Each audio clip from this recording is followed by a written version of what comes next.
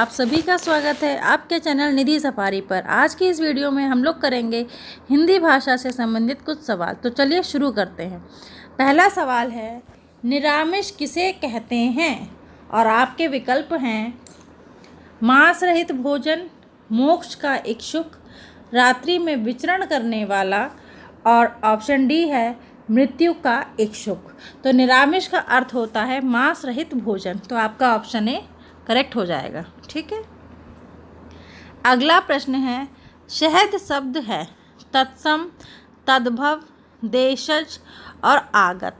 तो शहद शब्द आपका क्या है? आगत शब्द है। यह अरबी भाषा का शब्द है मूल रूप से। तो यह आपका आगत हो जाएगा।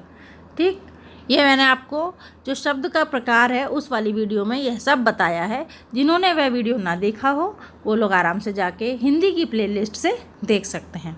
अगला प्रश्न है, वनिता का प्रयोग किस अर्थ में होता है? जंगल, स्त्री, पुस्तक और व्यवसाय। जंगल, स्त्री, पुस्तक और व्यवसाय। तो वनिता का जो अर्थ है वह स्त्री के रूप में होता है। तो आपका ऑप्शन भी सही आंसर हो जाएगा। आगे बढ़ते हैं। मुकुंद किसका पर्याय है? विष्णु, शिव, सूर्य और कामदेव। तो मुकुंद जो है वो विष्णु का पर्याय है। यह पर्यायवाची शब्द से टॉपिक है ये, इसको यहाँ पे टिक कर देंगे विष्णु। काहे री नलिनी तू कुम्हलानी, तेरे ही नाली सरोवर पानी। पंक्ति के रचनाकार कौन है? जायसी, रैदास, कबीर और दादू। तो दी गई पंक्तियों के रचयिता हैं कबीर। तो आपका ऑप्शन सी सही हो जाएगा। अगला प्रश्न है, आचार्य रामचंद्र शुक्ल का निबंध संग्रह है माटी का फूल, चिंतामणि, क्षण बोले कण मुस्काए, आलोक पर्व।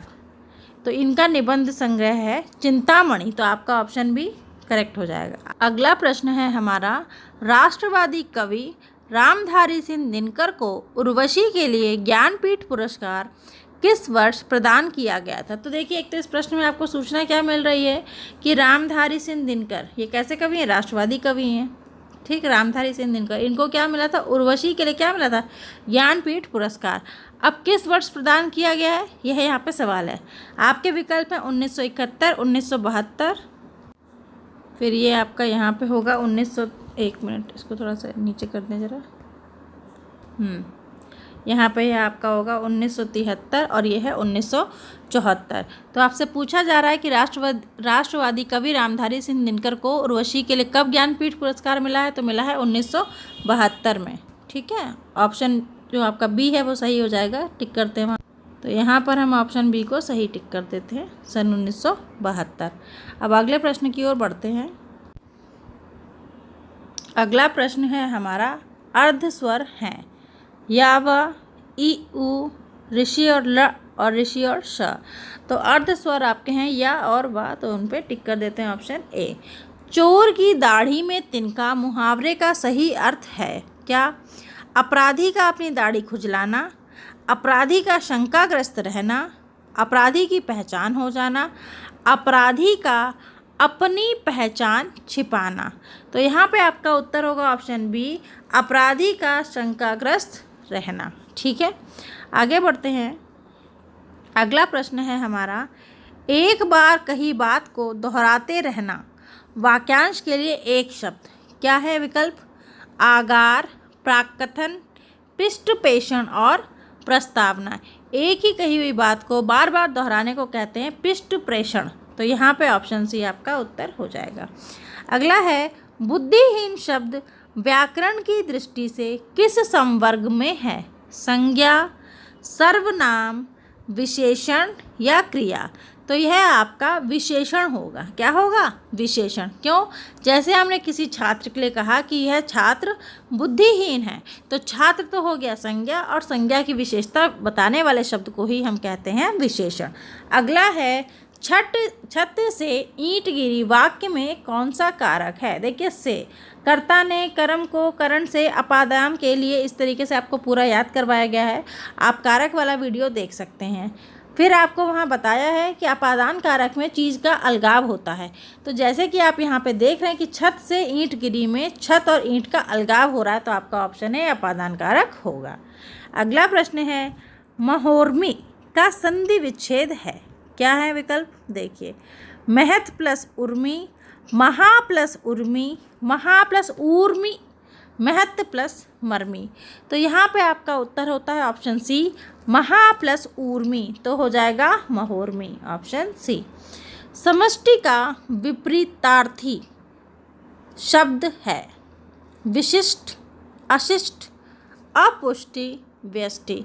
समष्टि का विपरीतार्थी शब्द है व्यष्टि, क्योंकि समष्टि का अर्थ होता है समास, समाज, और व्यष्टि का अर्थ होता है व्यक्ति। ठीक है, तो ऑप्शन डी आपका सही हो जाता है। करपट का तद्भव रूप है कपट, कारपेट, कपूर और कपड़ा। तो करपट का तद्भव शब्द है कपड़ा, ऑप्शन डी। आगे बढ़ते हैं।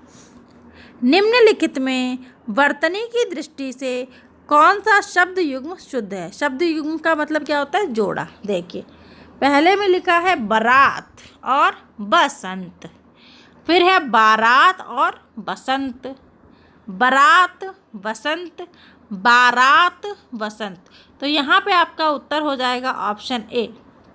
क्या है? बारात और बसंत। बारात नहीं होता है, बारात होती है, ये बारात आई। तो ऑप्शन ए आपका सही हो जाएगा। अगले प्रश्न की ओर बढ़ते हैं। बोराव सभे रघुवंश कुठार की धार में बारन बजी सत्यन थी, बान की वायु उड़ाव कै लक्षण लक्ष कराओ अहिरा समरन थी। इन काव्य पंक्तियों में कौन सा रस है? रौद्र रस, भयानक रस, फिर है आपका विभत्स रस और वीर रस। दी गई पंक्तियों में रौद्र रस है, क्योंकि परशुराम के क्रोध की व्यंजना है। क्रोध रौद्र रस का ही स्थायी भाव है, जैसे कि आपका वो श्रृंगार रस का रति है ना, उसी तरीके से। तो यहाँ पे रौद्र रस है, तो आपका ऑप्शन ए करेक्ट हो जाएगा। आगे बढ़ते हैं। श्री गुरु चरण सरोज रज, निजमन मुकुर सुधार, बरनौ रघुवर विमल जस, जो दायक फलचार। में छंद है। क्या है छंद? दोहा है, सोरठा है, रोला है, बरवे है। क्या है आपको बताना है। देखिए, दी गई पंक्तियों में दोहा क्या है? छंद है, जिसमें कुल 24 मात्राएं होती हैं। प्रथम तृतीय चरण में 13-13 मात्राएं तथा द्वितीय और चतुर्थ चरण में 11-11 मात्राएं होती हैं। तो यहाँ पे आपका उत्तर हो जाएगा दोहा, ऑप्शन ए। फिर अगला प्रश्न है, वाक्य शुद्ध है। मोहन और गीता गा रही है। गीता और मोहन गा रहा है। मोहन और गीता गा रहे हैं। मोहन और गीता गा रही है। तो यहाँ पे आपका उत्तर होगा ऑप्शन सी। क्यों होगा यह समझना बहुत ज़रूरी है, और बाकी गलत क्यों? देखिए, मोहन और गीता गा रही है, यहाँ पे जो क्रिया रही लिखा है वो गीता के हिसाब से कर दिया, जबकि यहाँ पे मोहन और गीता दोनों सम्मिलित हैं। वही यहाँ पे गा रहा है तो मोहन के हिसाब से कर दिया, यहाँ पे गा रही है तो फिर गीता के हिसाब से कर दिया। ठीक है, जबकि यहाँ पे भिन्न लिंगी तथा समान वचन के कर्ता आपस में और शब्द से जुड़े हुए हैं।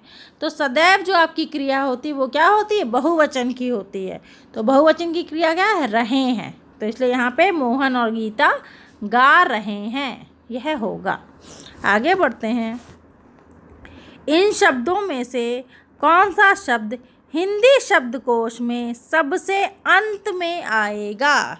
तो देखिए, हिंदी शब्दकोश में सबसे अंत में आएगा तो सबसे पहले तो का तो सभी के में है। ठीक है, फिर क के साथ र, वो भी सभी में है। फिर क्या है? अब देखिए, जो अगला अक्षर है उससे पहचान लीजिए, उससे आपको क्रम पता चल जाएगा। सबसे अंत में आएगा कह रहे हैं, है ना? तो क्लीब जो शब्द है यह सबसे अंत में आएगा, क्लीब। क्यों? यहाँ पे ला है। ला कब आता है? देखिए, या, रा, फिर ला आता है। ठीक है, जबकि इसके पहले आता है पा, फा, बा, भा, मा, तो उसमें आपका मा चला गया। फिर या, रा, ला, वा, शा, तो शा में आपका ये शा चला गया। ठीक है, या, रा, ला, वा, शा, उसके बाद आपका ये आएगा। तो आपका यह हो जाएगा ऑप्शन ए। ठीक, क्लीब। आगे बढ़ते हैं। चराचरम जगत में कौन सा समास है? तत्पुरुष, द्वंद्व, बहुव्रीहि, कर्मधारय, चर और अचर अथवा चरम व अचरम। ठीक है, तो यहाँ पे कौन सा समास होगा? द्वंद्व समास होगा। जब बीच में और आता है तो वहाँ पे कौन सा होता है? द्वंद्व। आगे बढ़ते हैं। अभयागत शब्द में कौन सा उपसर्ग है? अ, अभ्य, अभि या अभया? देखिए, अभ्यागत शब्द में अभि उपसर्ग आगत में जुड़ा है, अभि प्लस आगत। तो यहाँ पे संधि कौन सी बन गई? यण संधि बनी है, क्योंकि अभि के ई का परिवर्तन या में हो गया है। तो यहाँ पे आपका उत्तर हो जाएगा अभि, ऑप्शन सी। अगला प्रश्न है, रमणीय में कौन सा प्रत्यय है? अनीय, ईय, रमणीय। तो यहाँ पे आपका ऑप्शन है ए पार्ट, अनीय। कौन सा पार्ट है? ए पार्ट है, अनीय। रमणीय शब्द में अनीय प्रत्यय जुड़ा हुआ है, क्योंकि मूल शब्द है रम। तो यहाँ पे आपका उत्तर हो जाएगा ऑप्शन ए। बालक की प्रारंभिक शिक्षा उसकी मातृभाषा में दी जाए, यह मानना है किसका? मॉन्टेसरी का, महात्मा गांधी का, फ्रॉबेल का, या फिर किलपैट्रिक का? तो यह मानना है महात्मा गांधी का। ठीक है, यह उन्होंने अपनी आत्मकथा सत्य के प्रयोग में किया था। उनका मानना था कि बालक की प्रारंभिक शिक्षा मातृभाषा में होनी चाहिए। अगला प्रश्न है, व्याकरण शिक्षण के लिए उपयुक्त नहीं है आगमन प्रणाली, निगमन प्रणाली, अव्याकृति प्रणाली और कक्षाभिनय प्रणाली। ठीक है, तो कक्षाभिनय प्रणाली जो है यह व्याकरण शिक्षण के लिए उपयुक्त नहीं है। कक्षाभिनय प्रणाली जो है, जब हम पाठ के किरदार को निभा के पाठ को समझाने के लिए यह फ़ायदेमंद है, लेकिन व्याकरण को समझाने के लिए किंतु भी फ़ायदेमंद नहीं है। अगला प्रश्न है, आनंद कादम्बिनी पत्रिका का प्रकाशन कहाँ से होता है? बनारस, मिर्ज़ापुर, इलाहाबाद या लखनऊ? आनंद कादम्बिनी पत्रिका मिर्ज़ापुर से बद्री नारायण चौधरी प्रेमधन द्वारा प्रकाशित कराई जाती थी। तो आपका उत्तर क्या हो जाएगा? Option B, Mirzapur. अगला प्रश्न है, आदिकाल की रचना है कौन सी? अखरावट, छत्रसाल दशक, दीपशिखा या खुमान रासो? तो यहाँ पे क्या है? खुमान रासो दलपति विजय आदिकाल की रचना है, जबकि अखरावट जायसी की जो कि भक्ति काल की है, फिर छत्रसाल दशक भूषण जी की जो कि रीति काल की है, और दीपशिखा महादेवी जी की आधुनिक काल की रचना है। तो यहाँ पे आपका उत्तर खुमान रासो है। ठीक है, अगला आगे बढ़ते हैं। हिंदी गद्य शिक्षण की पाठ योजना में उद्देश्य कथन आता है। उद्देश्य कथन कब आता है?